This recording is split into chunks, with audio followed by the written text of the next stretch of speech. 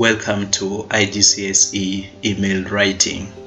When you talk about email writing, we are talking about exercise number 5 in Igcse exam paper. So when you talk about email writing, the first thing that we need to know is the number of marks. This question carries 16 marks and you are supposed to write your email between 150 to 200 words. So which means as a student you need to try your best to grab all the marks that are allocated for that number. Of course, email writing is not something that is complicated or something that is supposed to bother you. So let us look at structure of Igcse email. So when the examiner open your paper, the most important thing is the layout of your work. So which means literally your email should have the structure. Before someone reading your content, how is your email appearing on the paper? It is really very important. So here let us look at the key areas that you really need to focus on when you're writing your email. The first one, you need to start with from. You can see very well that our word from, it is F that is capitalized, the rest are in small letter. Then you put your colon, then you put your name as the person who is sending the email. Of course you write 1. Then below it you put 2, then you put the name of the receiver. That is the friend that you're writing your email to. Below it now you come to salutation. Of course there are different ways how you can write your salutation. You can use the word hello, then you write the receiver's name, then comma. If you don't want to use the word hello, you can use the word hi, then you put the name of the receiver, comma. Or you can use the word hey, name of the receiver, comma. Or you can even use the word dear, you put the name of the receiver, then you place a comma. So those are the different ways how you can write your salutation. But you can see clearly like our from to hello, all of them, they are starting from the same line. That is where the margin of your paper is. Then below it is now your first paragraph where you have placed your comma. You start your paragraph from there. The first paragraph is you check on the receiver. That is the person that you are writing your email to. You check on the receiver, then you can even tell the receiver how you are.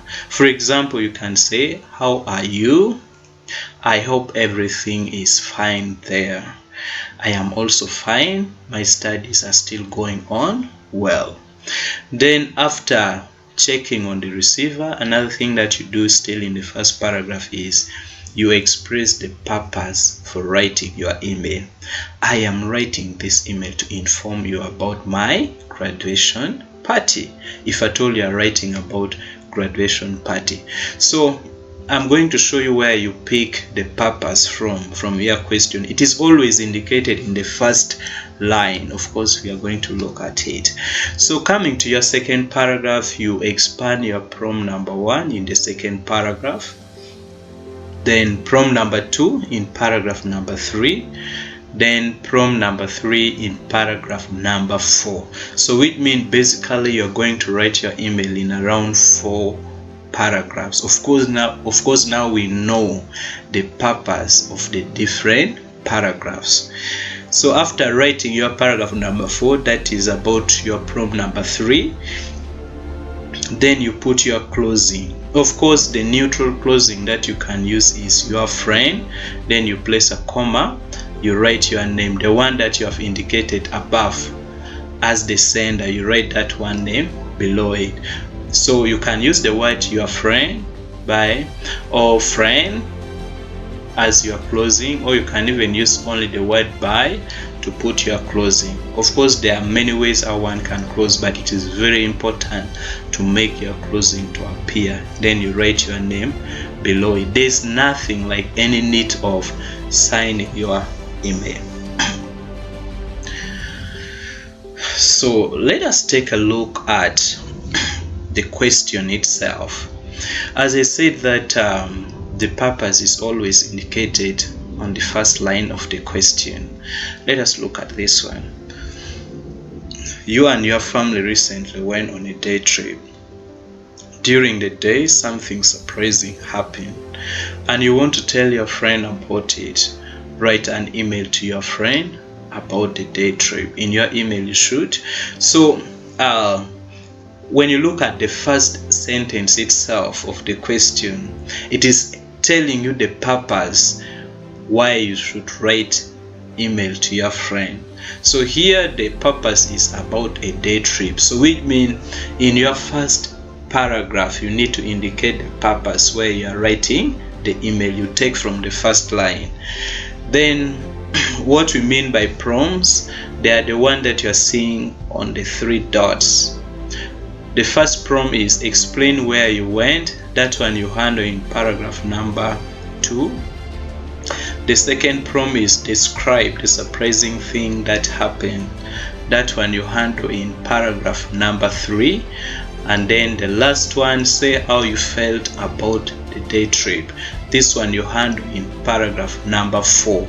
And it will now bring you to the end of your email. Then below paragraph number 4, you put your closing. So let us look at the practical part of it. So here is our email. When you look at our email, of course, you can see that the layout is there. The first one, sender's name, from Darius, receiver to Kumakech. Then salutation, that is hey Kumakech. Then paragraph number 1, check on the person you're writing to. Then you express the purpose of writing the email.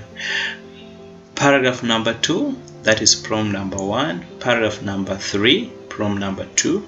Paragraph number 4, that is prompt number 3. Then you put your closing. Then you put your name as the sender below it.